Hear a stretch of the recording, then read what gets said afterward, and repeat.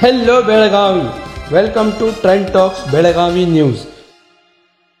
ಸೇನೆ ಅಂತ ಅದರ ಸಂಸ್ಥಾಪಕ ರಾಜ್ಯಾಧ್ಯಕ್ಷರು ವಿದ್ಯಾಸಾಗರ್ ರಾಮೇಗೌಡರು, ಸಾಮೂಹಿಕ ನಾಯಕತ್ವದ ರೈತ ಸಂಘದ ರಾಜ್ಯ ಸಮಿತಿ ಸದಸ್ಯರು ಸುರೇಶ್ ಪರಗಣ್ಣವರವರು, ರಾಜ್ಯ ಉಪಾಧ್ಯಕ್ಷರು ಚುನಪ್ಪ ಪೂಜಾರಿ ಅವರ ನೇತೃತ್ವದ ರೈತ ಸಂಘ ಹಾಗೂ ಹಸಿರು ಸೇನೆ, ಕಿಶನ್ ನಂದಿ ಕಾರ್ಯದರ್ಶಿಯವರು, ಪ್ರಕಾಶ್ ನಾಯಕ್ರು ಅವರು ರಾಷ್ಟ್ರೀಯ ನಾಯಕರು, ಬೊಕ್ಕಳ್ಳಿ ನಂಜುಂಡಸ್ವಾಮಿ ಅಂತ ಹಿರಿಯ ರೈತ ಸಂಘದ ಸಂಸ್ಥಾಪಕರು, ನೀವಮ್ಮ ಆಸ್ಮಾ ಮಹಿಳಾ ಜಿಲ್ಲಾಧ್ಯಕ್ಷರು. ಸೊ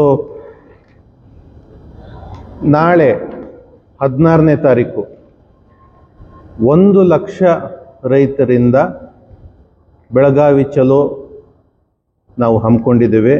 ರಾಜ್ಯಾದ್ಯಂತ 1 ಲಕ್ಷ ರೈತರನ್ನು ನಾವು ಎಕ್ಸ್ಪೆಕ್ಟ್ ಮಾಡ್ತಾ ಇದ್ದೀವಿ. ಬಹುಮುಖ್ಯವಾಗಿ ಬೆಳಗಾಂ, ಆಮೇಲೆ ಹೈದರಾಬಾದ್, ಕರ್ನಾಟಕದ ನಾಯಕರುಗಳು ಇದ್ದಾರೆ. ಚುನಪ್ಪ ಪೂಜಾರಿ ಅವರು, ಶರಣಪ್ಪ ದೊಡ್ಡಮನಿಯವರು, ಅವರ ಪಾತ್ರ ಇಲ್ಲಿ ಹೆಚ್ಚಿದೆ. ಕಬ್ಬಿಗೆ ಗುಜರಾತ್ನಲ್ಲಿ 6,000 ರೂಪಾಯಿ ಟನ್ನಿಗೆ ಸಿಗ್ತಾ ಇದೆ, ಮಹಾರಾಷ್ಟ್ರದಲ್ಲಿ 5,500, 5,000 ಹಿಂಗೆ ಸಿಗ್ತಾ ಇದೆ. ಟನ್ ಕಬ್ಬಿಗೆ 5,000 ರೂಪಾಯಿ ಏನು ಟ್ಯಾಕ್ಸ್ ಹೋಗುತ್ತೆ, ಅದರಲ್ಲಿ 2,000 ರೂಪಾಯಿ ರೈತರಿಗೆ ಕೊಡಬೇಕು ಅನ್ನೋದು ಬೆಳಗಾಂ ಭಾಗದ, ಬಾಗಲಕೋಟೆ ಭಾಗದ ರೈತರ ಪ್ರಮುಖ ಒತ್ತಾಯ ಆಗಿದೆ. ಜೊತೆಗೆ ಸಂಪೂರ್ಣ ಸಾಲ ಮನ್ನಾ ಮತ್ತು ಸಾಲ ವಸೂಲಾತಿ ನಿಯಂತ್ರಿಸುವುದು, ಸಂಪೂರ್ಣ ನಿಷೇಧ ಮಾಡುವಂಥದ್ದು ನಮ್ಮ ಒತ್ತಾಯ ಆಗಿದೆ. ಆಮೇಲೆ 2.5 ಲಕ್ಷ ರೂಪಾಯಿ ಕೊಡಬೇಕಾಗಿದೆ ಒಂದು ಎಲೆಕ್ಟ್ರಿಸಿಟಿ ಕನೆಕ್ಷನ್ ತಗೋಬೇಕು ಅಂದರೆ ಕೃಷಿ ಜಮೀನುಗಳಿಗೆ. ಇದು ಹೊಸ ನೀತಿ, ಇವರು ಸರ್ಕಾರಗಳು, ಏನು ರಾಜ್ಯ ಸರ್ಕಾರ ಆದೇಶ ಹೊರಡಿಸಿರೋದು. ಮುಂಚೆ 17,500 ಕೊಟ್ಟರೆ ಕಂಬ, ಟ್ರಾನ್ಸ್ಫಾರ್ಮರು, ಕನೆಕ್ಷನ್ನು, ವಯರು ಎಲ್ಲವೂ ಬಂದುಬಿಡ್ತಿತ್ತು. 2.5 ಲಕ್ಷ ಈಗಲೂ ಕೂಡ ರೈತ ಸಮುದಾಯಕ್ಕೆ ಒಂದು ದೊಡ್ಡ ಚಾಲೆಂಜಿಂಗ್ ದುಡ್ಡೇ ಕೂಡ, ಚಾಲೆಂಜಿಂಗ್ ಅಮೌಂಟೇ ಕೂಡ. ಅದರ ಜೊತೆಗೆ ಗ್ರಾಮೀಣ ಪ್ರದೇಶಗಳಲ್ಲಿ ಹಗಲು 12 ಗಂಟೆ 3 ಫೇಸ್, ರಾತ್ರಿ ಸಿಂಗಲ್ ಫೇಸ್ ವಿದ್ಯುತ್ ವಿತರಣೆ ಆಗಬೇಕು, ವಿದ್ಯುತ್ ಶಕ್ತಿ ವಿತರಣೆ ಆಗಬೇಕು. ರಾಜ್ಯದಲ್ಲಿ ಎಲ್ಲ ನೀರಾವರಿ ಯೋಜನೆಗಳನ್ನು ಜಾರಿಗೊಳಿಸಬೇಕು. ಸುಮಾರು ಉಪನದಿಗಳಿವೆ ಕರ್ನಾಟಕದಲ್ಲಿ, ಅದರ ಮುಖಾಂತರ ಪೈಪ್ಲೈನ್ ಮುಖಾಂತರ ಕೆರೆಗಳನ್ನು ಮಾಡಿ ನೀರನ್ನು ತುಂಬಿಸಿ ಕರ್ನಾಟಕದಾದ್ಯಂತ ಎಲ್ಲೆಲ್ಲಿ ಒಣ ಪ್ರದೇಶ ಇದೆ, ಬರ ಪ್ರದೇಶ ಇದೆ, ಅಲ್ಲಿ ನೀರನ್ನು ಕಲ್ಪಿಸ್ಕೊಡುವಂಥ ಯೋಜನೆಗಳು ಜಾರಿ ಆಗಬೇಕು. ಜೊತೆಗೆ ಆಲಮಟ್ಟಿ ಡ್ಯಾಮ್ ಎತ್ತರ ಆಗಬೇಕು. ಆಮೇಲೆ ತುಂಗಭದ್ರಾ ಡ್ಯಾಮ್ನಲ್ಲಿ ಸುಮಾರು 30 TMC ಅಷ್ಟು ಹೂಳಿದೆ, ನೀರಲ್ಲ. ಆ ಹೂಳನ್ನು ತೆಗೆದ್ರೆ ವರ್ಷಕ್ಕೆ ಸುಮಾರು 450 TMC ಅಷ್ಟು ನೀರು ಆ ಇಳಿಜಾರಿರೋ ಕಾರಣ ಆಂಧ್ರ ಪ್ರದೇಶಕ್ಕೆ ಹರಿದು ಹೋಗ್ತಿರೋದ್ರಿಂದ ಅದನ್ನು ನಿಯಂತ್ರಣ ಮಾಡ್ಬೋದು. ಆ ಭಾಗದಲ್ಲಿ ದೊಡ್ಡ ಮಟ್ಟದಲ್ಲಿ ನೀರಾವರಿ ಕಲ್ಪಿಸ್ಕೊಡ್ಬೋದು. ನೈಸರ್ಗಿಕ ಕೃಷಿ ಮತ್ತು ಸಾವಯವ ಕೃಷಿಗೆ ಉತ್ತೇಜನ ಕೊಡಬೇಕು. ಕಾರಣ ರಾಸಾಯನಿಕ ಕೃಷಿಯಿಂದ ಆರೋಗ್ಯ ಕೆಡ್ತಿದೆ, ಕ್ಯಾನ್ಸರ್ ಕಾಯಿಲೆ ಜಾಸ್ತಿ ಆಗ್ತಿದೆ. ಆ ಕಾರಣ ಸಾಧ್ಯವಾದಷ್ಟು ದೊಡ್ಡ ಪ್ರಮಾಣದಲ್ಲಿ ನೈಸರ್ಗಿಕ ಕೃಷಿ ಮತ್ತು ಸಾವಯವ ಕೃಷಿಗೆ ಉತ್ತೇಜನ ನೀಡುವಂಥದ್ದು. ಜೊತೆಗೆ ಜಮೀನುಗಳಲ್ಲಿ ಪ್ರತಿ ಸರ್ವೆ ನಂಬರ್ಗೆ ಕಡ್ಡಾಯವಾಗಿ ರಸ್ತೆ ಮಾಡಬೇಕು ಅನ್ನೋ ಒಂದು ಕಾನೂನು ಜಾರಿ ಆಗಬೇಕು. ಆಮೇಲೆ ಗ್ರಾಮೀಣ ಪ್ರದೇಶಗಳಲ್ಲಿ ರಸ್ತೆಗಳೆಲ್ಲ ಹಾಳಾಗ್ಬಿಟ್ಟಿವೆ, ಅವೆಲ್ಲವೂ ನವೀಕರಣ ಆಗಬೇಕು. ಬಗರ್ ಹುಕುಂ ರೈತರಿಗೆ ಹಕ್ಕುಪತ್ರ ಕೊಡಲಿಕ್ಕೆ ಒಂದು RTCಗೆ 3 ಲಕ್ಷ 5 ಲಕ್ಷ ಲಂಚ ಕೇಳ್ತಿದ್ದಾರೆ. ಅದು ಉಚಿತವಾಗಿ ಕೊಡಬೇಕು. ಕಾರಣ ಬಗರ್ ಹುಕುಂ ಸಾಗುವಳಿ ಏನು ಮಾಡ್ತಿದ್ದಾರೆ, ಆ ರೈತರು ದೇಶದ ಆಹಾರ ಭದ್ರತೆಗೋಸ್ಕರ ಕೃಷಿ ಮಾಡ್ತಿರುವಂಥದ್ದು. ಜೊತೆಗೆ ಬಿಜಾಪುರ ಮತ್ತು ಆ ಭಾಗದ ರೈತರು ದ್ರಾಕ್ಷಿಗೆ 400 ರೂಪಾಯಿ ಪರ್ ಕಿಲೋ ಕೇಳ್ತಿದ್ದಾರೆ. ಮಧ್ಯವರ್ತಿಗಳು 200 ರೂಪಾಯಿ 150 ರೂಪಾಯಿ ತೊಗೊಂಡೋಗ್ತಿದ್ದಾರೆ. ಸೊ ಹೆಚ್ಚುವರಿ 200 ರೂಪಾಯಿ ಸೇರಿಸಿ ಸರ್ಕಾರ 200-250 ರೂಪಾಯಿ ಸೇರಿಸಿ ಒಂದು ಮೊತ್ತವನ್ನು, ಒಂದು ಬೆಲೆಯನ್ನು ಕೊಡಬೇಕು ಅಂತ ಒಂದು ಒತ್ತಾಯ ಇದೆ. ಜೊತೆಗೆ ಜೋಳ, ತೊಗರಿ, ಹತ್ತಿ, ಈ ಭತ್ತಕ್ಕೆ 1,000 ರೂಪಾಯಿ ಕ್ವಿಂಟಾಲ್ಗೆ ಬೆಲೆ ಕಡಿಮೆ ಆಗಿದೆ. ಸೊ 1,000 ರೂಪಾಯಿ ಸೇರಿಸಿ 3,500 ರೂಪಾಯಿ 1 ಕ್ವಿಂಟಾಲ್ಗೆ ಬೆಂಬಲ ಬೆಲೆ ನಿಗದಿ ಆಗಬೇಕು ರಾಜ್ಯಾದ್ಯಂತ. ಆಮೇಲೆ ಜೋಳ, ತೊಗರಿ ಮತ್ತು ಹತ್ತಿಗೆ ಎಕ್ಸ್ಟ್ರಾ 1000 rupees ಪರ್ ಟನ್ ಅಥವಾ ಪರ್ ಕ್ವಿಂಟಾಲ್ ಸೇರಿಸಿ ಸಹಾಯಧನ ಬೆಂಬಲ ಬೆಲೆ ವ್ಯಕ್ತ ಆಗಬೇಕು. ಜೊತೆಗೆ ಆರೋಗ್ಯ ಇಲಾಖೆ ಕರ್ನಾಟಕದಾದ್ಯಂತ ಎಲ್ಲ ತಾಲೂಕು ಮಟ್ಟದಲ್ಲಿ, ಹೋಬಳಿ ಮಟ್ಟದಲ್ಲಿ ಅದು ದೊಡ್ಡ ಮಟ್ಟಕ್ಕೆ ಏನು ಉನ್ನತ ಮಟ್ಟಕ್ಕೆ ಏರುವಂಥದ್ದಾಗಬೇಕು. ಪ್ರತಿಯೊಬ್ಬ ಸಾರ್ವಜನಿಕರಿಗೆ ಸೇರುವಂಥ ಒಂದು ಎಲ್ಲ ಫೆಸಿಲಿಟಿಗಳು ಸಿಗುವಂಥದ್ದಾಗಬೇಕು. ಶಿಕ್ಷಣವನ್ನು ಕೂಡ ಎಲ್ಲ ಕರ್ನಾಟಕದಾದ್ಯಂತ ಗ್ರಾಮೀಣ ಪ್ರದೇಶಗಳಲ್ಲಿ ಸರ್ಕಾರಿ ಶಾಲೆಗಳನ್ನು ನವೀಕರಿಸಿ ಗುಣಮಟ್ಟದ ಶಿಕ್ಷಣ ಕೊಡುವಂಥದ್ದಾಗಬೇಕು.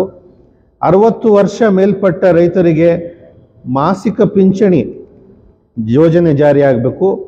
ಕೃಷಿಗೆ ಸಂಬಂಧಪಟ್ಟ ಎಲ್ಲ ಚಟುವಟಿಕೆಗಳನ್ನು ಉದ್ಯೋಗ ಖಾತ್ರಿ ಯೋಜನೆಗೆ ಒಳಪಡಿಸಬೇಕು. ರೈತ ವಿರೋಧಿ ಕಾನೂನುಗಳನ್ನು ಹಿಂಪಡಿಬೇಕು. ಜೊತೆಗೆ ವಕ್ಫ್ಗೆ ಸಂಬಂಧಪಟ್ಟಂಗೆ ನಮ್ಮದು ಜಾತ್ಯತೀತವಾದ, ಧರ್ಮಾತೀತವಾದ ಸಮಾನತೆಯ ಒತ್ತಾಯವಾಗ್ತದೆ. ನಾವು ವಿ ಆರ್ ಸೆಕ್ಯುಲರ್ಸ್. ನಮ್ಮ ಒತ್ತಾಯ ಏನಪ್ಪ ಅಂದರೆ, ನಾವು ಮೂಲತಃ ಕೃಷಿಕರು. ನಾವು ಪೂಜೆ ಮಾಡುವುದು, ನಾವು ಬೆಳೆದಂತಹ ಬೆಳೆಗಳನ್ನು ಸಂಕ್ರಾಂತಿಯಲ್ಲಿ ಬೆಳೆಯೇ ದೇವರು ಅಂತ ನಾವು ಪೂಜೆ ಮಾಡೋದು. ಆ ಕಾರಣ ವಕ್ಫ್ ಇರ್ಬೋದು ಅಥವಾ ಯಾವುದೇ ಧಾರ್ಮಿಕ ಸಂಸ್ಥೆಗಳಿರ್ಬೋದು, ಅವರು ರೈತರ ಜಮೀನನ್ನು ವಶಪಡಿಸ್ಕೊಳ್ಳೋದನ್ನ ನಾವು ಜಾತ್ಯತೀತವಾಗಿ ಖಂಡಿಸ್ತೇವೆ. ಅದು ಯಾವುದೇ ಇರ್ಬೋದು, ಹಿಂದೂ ಪರ ಸಂಘಟನೆ ಇರ್ಬೋದು, ಬೇರೆ ಯಾವುದೇ ಸಂಘಟನೆ ಇರ್ಬೋದು. ಈ ಒಂದು ಚಟುವಟಿಕೆ ಮಾಡೋದನ್ನ ನಾವು ನಂಬಿರುವಂತಹ ದೇವರುಗಳು ಕೂಡ ಒಪ್ಪೋದಿಲ್ಲ. ಆ ಕಾರಣ ಕೇವಲ ಪೊಲಿಟಿಸೈಸ್ ಮಾಡೋದನ್ನ ನಾವು ಇಷ್ಟಪಡೋದಿಲ್ಲ. ವಕ್ಫ್ ವಿಷಯಕ್ಕೆ ಸಂಬಂಧಪಟ್ಟಂಗೆ ನಾವು ರೈತರಿಗೆ ಆಗೋ ಅನ್ಯಾಯವನ್ನು ಎತ್ತಿ ಹಿಡಿತೀವಿ. ಆಮೇಲೆ ಕೇವಲ ವಕ್ಫ್ ಅಂತ ಬರ್ತಿದೆ, ಅದನ್ನು ರದ್ದು ಮಾಡಬೇಕು ಅಂತ ಧ್ವನಿ ಎತ್ತೋದಲ್ಲ. ಉದಾಹರಣೆಗೆ ಅರಣ್ಯ ಅಂತನೂ ಬರುತ್ತೆ, ಗೋಮಾಳ ಅಂತನೂ ಬರುತ್ತೆ. 100 ವರ್ಷಗಳಿಂದ RTCಗಳಲ್ಲಿ ಹಂಗೆ ಬರುತ್ತೆ. ಆದರೆ ರೈತ ಕೃಷಿ ಮಾಡ್ತಾನೆ ಇದ್ದಾನೆ. ಅದು ಕೂಡ ತಿದ್ದುಪಡಿಯಾಗಿ RTCಗಳು ಯಾರ್ಯಾರು ನಿಜಕ್ಕೂ ಕೃಷಿ ಮಾಡ್ತಿದ್ದಾರೆ, ದೇಶಕ್ಕೆ ಅನ್ನ ಕೊಡ್ತಾ ಇದ್ದಾರೆ, ಅವರುಗಳಿಗೆ ಭೂಮಿಯ ಖಾತೆ ಕಂದಾಯಗಳು ಸರಿಯಾಗಬೇಕು ಅನ್ನೋದು ನಮ್ಮ ಒತ್ತಾಯವಿದೆ. ಬಹುಶಃ ತಾವೆಲ್ಲರೂ ಕೂಡ ಸಪೋರ್ಟ್ ಮಾಡ್ತೀರಿ ಈ ನಮ್ಮ ಡಿಮ್ಯಾಂಡ್ಗೆ ಅಂತ ನಾನು ಭಾವಿಸ್ತೇನೆ. ಸೊ ಭೂ ಸುಧಾರಣಾ ಕಾಯ್ದೆ 70AB ವಾಪಸ್ ತೆಗೆದುಕೊಳ್ಬೇಕು. ಜೊತೆಗೆ ಹಾಸನ, ಚಿಕ್ಕಮಗಳೂರು, ಕೊಡಗುನಲ್ಲಿ 10 HP ವರೆಗೆ ಉಚಿತ ವಿದ್ಯುತ್ತು ರದ್ದು ಮಾಡಿದ್ದಾರೆ. ಅವರನ್ನು ಕೂಡ ವಿಶ್ವಾಸಕ್ಕೆ ತಗೊಂಡು ರೈತರು ಅಂತ ಪರಿಗಣಿಸಿ ಅವ್ರಿಗೂ ಕೂಡ ಉಚಿತ ವಿದ್ಯುತ್ 10 HP ವರೆಗೆ ಕೊಡಬೇಕು. ಕಾರಣ ಅಲ್ಲಿ ಕಾಡಾನೆಗಳು, ಹುಲಿ ಇವುಗಳ ಕಾಟದಿಂದ ಕೃಷಿಗೆ ಅಲ್ಲಿ ನಷ್ಟ ಆಗ್ತಾ ಇದೆ. ಸೊ ಸಾಕಷ್ಟು ವಿಷಯಗಳನ್ನು ಹೇಳಿದ್ದೀವಿ. ಚೂನಪ್ಪ ಪೂಜಾರಿ ಅವರು ಅವರ ವಿಚಾರಗಳನ್ನು ಮಂಡಿಸ್ತಾರೆ, ಶರಣಪ್ಪ ದೊಡ್ಡಮನಿ ಅವರು ವಿಚಾರವನ್ನು ಮಂಡಿಸ್ತಾರೆ, ವಿದ್ಯಾಸಾಗರ್ ರಾಮೇಗೌಡರು ಅವ್ರ ವಿಚಾರವನ್ನು ಮಂಡಿಸ್ತಾರೆ, ಆಮೇಲೆ ನಮ್ಮ ಪ್ರಕಾಶ್ ನಾಯಕ್ ಸಾಹೇಬರು ಕೂಡ ಅವರ ವಿಚಾರವನ್ನು ಮಂಡಿಸ್ತಾರೆ.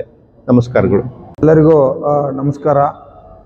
ಏನು ನಾಳೆ ಡಿಸೆಂಬರ್ 16ನೇ ತಾರೀಕು ಸೋಮವಾರ ದಿನ ಇವತ್ತು ಲಕ್ಷಾಂತರ ಜನ ಸೇರಿ ರೈತರ ಹಲವಾರು ಜ್ವಲಂತ ಸಮಸ್ಯೆಗಳ ಬಗ್ಗೆ ಇವತ್ತು ಪ್ರತಿಭಟನೆ ಇದೆ. ಆ ಪ್ರತಿಭಟನೆಯಲ್ಲಿ ಕರ್ನಾಟಕ ರಾಜ್ಯ ರೈತ ಸಂಘ ಏಕೀಕರಣ ಅನ್ನುವಂಥ ಸುಮಾರು ಪಚ್ಚನಸ್ವಾಮಿ ಅವರು ಇರ್ಬೋದು, ದರ್ಶನ್ ಪುಟ್ಟಣ್ಣಯ್ಯ ಅವರು ಇರ್ಬೋದು, ಇವರೆಲ್ಲರ ನೇತೃತ್ವದಲ್ಲಿ ಸುಮಾರು 10-15 ಸಂಘಟನೆಗಳು, ಅಧ್ಯಕ್ಷಗಳು ಕೂಡ ಇದಕ್ಕೆ ಭಾಗವಹಿಸತ್ತರು. ಇಡೀ ನಮ್ಮ ಬೆಳಗಾವ, ಬಾಗಲಕೋಟೆ, ಬಿಜಾಪುರ ಸುಮಾರು 30 ಜಿಲ್ಲೆಯಿಂದಲೂ ಕೂಡ ಇದಕ್ಕೆ ರೈತರು ಭಾಗವಹಿಸತ್ತರು. ಈಗ ಈ ಚಳಿಗಾಲ ಅಧಿವೇಶನ ಏನಾಗತ್ತಪ್ಪ ಅಂತಂದ್ರೆ, ಒಂದು ವಾರ ಆಯ್ತು ಈಗ ಚಳಿಗಾಲ ಅಧಿವೇಶನ ಪ್ರಾರಂಭ ಆಗಿ. ಇದು ಕಾಲ ಹರಟೆ ಅಧಿವೇಶನ ಆಗ್ತಾ ಇದೆ.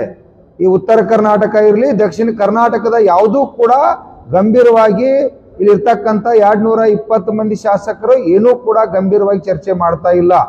ಒಂದು ಕೂಡ ಈ ರೈತರ ಕಲ್ಯಾಣ, ಈ ಜನರ ಕಲ್ಯಾಣಕ್ಕಾಗಿ ಚಿಂತನೆ ಆಗ್ತಾ ಇಲ್ಲ. ಯಾಕಪ್ಪ ಅಂತಂದ್ರೆ, ನಾವು ಇವತ್ತು ಜನರ ಕಷ್ಟಪಟ್ಟ ಇವತ್ತು ಭೂಮಿ ಒಳಗೆ ಬೆವರು ಸುರಿಸಿ ಮತ್ತು ಇವತ್ತು ದನಗೊಳಕಾದ ಇವತ್ತು ಇಡೀ ಜಗತ್ತಿಗೆ ಹಾಲ, ಅನ್ನ ಎಲ್ಲ ಏನೇನು ಕೊಟ್ಟದು ಈ ರಾಜ್ಯದಾಗ ರೈತರ ಆತ್ಮಹತ್ಯೆ ಆಗತ್ತಾರೋ ಸಾಲಕ್ಕಾಗಿ ಮತ್ತು ಬೆಲೆ ನಿಗದಿ ಇಲ್ಲದಕ್ಕಾಗಿ. ಇವೆಲ್ಲ ಹಲವಾರು ವಿಚಾರಗಳ ಬದಲು ಗಂಭೀರವಾಗಿ ಈ ಅಧಿವೇಶನದಲ್ಲಿ ಚರ್ಚೆ ಆಗಬೇಕಾಗಿತ್ತು. ಒಂದು ವಾರ ಆದರೂ ಕೂಡ ಈ ರಾಜ್ಯದಲ್ಲಿ ಇರ್ತಕ್ಕಂಥ 220 ಮಂದಿ ಶಾಸಕರು ಅತಿ ತಾಳ್ಮೆಯಿಂದ ತಮ್ಮದು ಏನೋ ಒಂದು ಟೈಮ್ ಪಾಸಕ್ಕೆ ಇವತ್ತು ಅಧಿವೇಶನ ನಡೆಸುವಂಥದ್ದು ಆಗ್ತೈತಿ. ಇದು ಆಗಬಾರ್ದು. ನಾಳೆ ಖಡಕ್ಕಾಗಿ ಹೇಳ್ತಾ ಇದ್ದೀವಿ. ನಾಳೆ ನಾವು ಸುಮಾರು ಲಕ್ಷಾಂತರ ಜನ ಸೇರ್ಬೇಕಂತೇಳಿ ಈಗಾಗಲೇ ನಿರ್ಣಯ ಮಾಡಿದ್ದೀವಿ. ಎಲ್ಲ ಜಿಲ್ಲೆಯಿಂದ ಬರ್ತಾ ಇದ್ದಾರೆ. ವಿಶೇಷವಾಗಿ ಬೆಳಗಾವಿ ಜಿಲ್ಲೆಯಿಂದ ಕೂಡ ಜಾಸ್ತಿ ರೈತರು ಭಾಗವಹಿಸತ್ತು. ಈ ರಾಜ್ಯದ ಮುಖ್ಯಮಂತ್ರಿಯವರು ಈ ಭಾಗದ ಕಬ್ಬು ಬೆಳೆಗಾರರ ಜ್ವಲಂತ ದೊಡ್ಡ ಸಮಸ್ಯೆ ಐತೆ. 10 ವರ್ಷದಿಂದ ಇವತ್ತು ನಾವು 3,000 ರೂಪಾಯಿ ರೇಟ್ ತಗೋತು. ಅವತ್ತು ಗೊಬ್ಬರ, ಡೀಸೆಲ್, ಪೆಟ್ರೋಲ ಅವತ್ತೆಲ್ಲ ಅರ್ಧ ರೇಟ್ ಇದ್ದು, ಇವತ್ತೆಲ್ಲ ಡಬಲ್ ಆಗ್ಯಾವ. ನಮಗೂ ಕೂಡ ಕಬ್ಬಿನ ಬಿಲ್ 6,000 ರೂಪಾಯಿ ಆಗ್ಬೇಕಾಗಿತ್ತು. ಏನು 1 ಟನ್ ಕಬ್ಬಿಗೆ ಗೌರ್ಮೆಂಟ್ಕ್ಕೆ 5,000 ರೂಪಾಯಿ ಸ್ಪ್ರೀಟ್ ಮೇಲೆ ಹೋಗಿ, ಸ್ಪ್ರೀಟ್ ಅಂದ್ರೆ 250 ಬಾಟ್ಲಿ ಸೆರೆ ತಯಾರಾಗಿ ಇವತ್ತು ಸಾವಿರಾರು ರೂಪಾಯಿ ಗೌರ್ಮೆಂಟ್ ಟ್ಯಾಕ್ಸ್ ಹೋಗ್ತೈತಿ. ಅದನ್ನು ಸೆರೆ ತಯಾರು ಬಂದ್ ಮಾಡ್ರಿ, ಇಥನಾಲ್ ಮಾಡ್ರಿ, ಒಂದು 100 ಲೀಟರ್ ಇಥನಾಲ್ ರೆಡಿ ಆಗ್ತೈತಿ. ಅದರಿಂದ 6,000 ರೂಪಾಯಿ ಗಂಟ್ಲೆ ಗೌರ್ಮೆಂಟ್ ತೆರಿಗೆ ಹಣ ಹೋಗ್ತೈತಿ. ಅದರೊಳಗಿಂದ ರಾಜ್ಯದ ಮುಖ್ಯಮಂತ್ರಿಯವರು 1 ಟನ್ ಕಬ್ಬಿಗೆ 2,000 ರೂಪಾಯಿ ನಮಗೆ ತೆರಿಗೆ ಹಣ ಕೊಡ್ಲೇಬೇಕು ಅನ್ನುವಂತ ಒತ್ತಾಯ ಮೇಜರ್ವಾದ ಸಮಸ್ಯೆ ಐತಿ. ಮತ್ತು ಅದೇ ರೀತಿಯಾಗಿ ಇವತ್ತ ಕರೆಂಟ್ 87B ಕೃಷಿ ಏನ ಇಲ್ಲಿ ನಮ್ಮ ಬೆಳಗಾವಿ APMC ಬಾಜಿ ಮಾರ್ಕೆಟ್ ಐತಿ. ಅದು ಜೈ ಕಿಸಾನ್ ಬಾಜಿ ಮಾರ್ಕೆಟ್ ಇವತ್ತ ಬಹಳಷ್ಟು ಅನಧಿಕೃತವಾಗಿ ಅಲ್ಲೆಲ್ಲ ವ್ಯಾಪಾರ ಚಟುವಟಿಕೆ ನಡೀತಾ ಇದೆ. ಗೌರ್ಮೆಂಟ್ APMC 80 ಎಕರೆ ಜಮೀನು ಇದ್ದಾಗೂ ಕೂಡ ಆ APMC ಪರ್ಮಿಷನ್ ಕೊಟ್ಟು 80 ಎಕರೆ ಜಮೀನನ್ನ ಈ ಸರ್ಕಾರನ ಅದಕ್ಕಾಗಿ 87B ಅನ್ನುವಂಥದ್ದೇನ ತಾವು ಕಾಯ್ದೆ ತಿದ್ದುಪಡಿ ಮಾಡ್ರಿ, ಅದನ್ನ ತಕ್ಷಣ ವಾಪಸ್ ಪಡೆದು ಇಲ್ಲಿರ್ತಕ್ಕಂಥ ಜೈ ಕಿಸಾನ್ ಮಾರ್ಕೆಟ್ ಅನ್ನು ತಕ್ಷಣ ಬಂದ್ ಮಾಡಿ ಈ ಗೌರ್ಮೆಂಟ್ 80 ಎಕರೆ ಜಮೀನದಲ್ಲಿ APMC ಅನ್ನು ಸದೃಢಗೊಳಿಸ್ತಕ್ಕಂಥ ಕೆಲಸ ಮಾಡಬೇಕು. ಹೀಗೆ ಹಲವಾರು ಜ್ವಲಂತ ಸಮಸ್ಯೆಗಳು ಇಟ್ಕೊಂಡು ನಾಳೆ ಹೋರಾಟ ಮಾಡತ್ತು.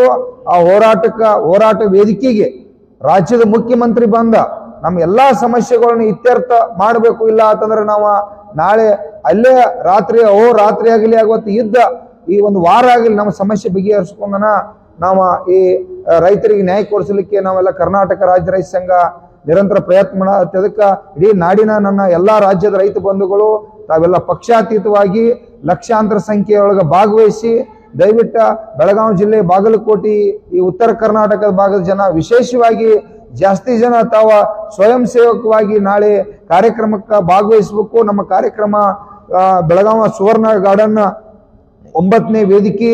ದಯವಿಟ್ಟು ಆ ವೇದಿಕೆಗೆ ನಮ್ಮ ಡೈರೆಕ್ಟ್ ಕಾರ್ಯಕ್ರಮ ಐತಿ. ಆ ಕಾರ್ಯಕ್ರಮಕ್ಕೆ ಸರಿಯಾಗಿ 11 ಗಂಟೆಗೆ ತಾವೆಲ್ಲ ಭಾಗವಹಿಸಬೇಕಂತೇಳಿ ಇಡೀ ನನ್ನ ನಾಡಿನ ರೈತ ಬಂಧುಗಳಲ್ಲಿ ವಿನಂತಿ ಮಾಡ್ತಾ ಇದ್ದೀವಿ.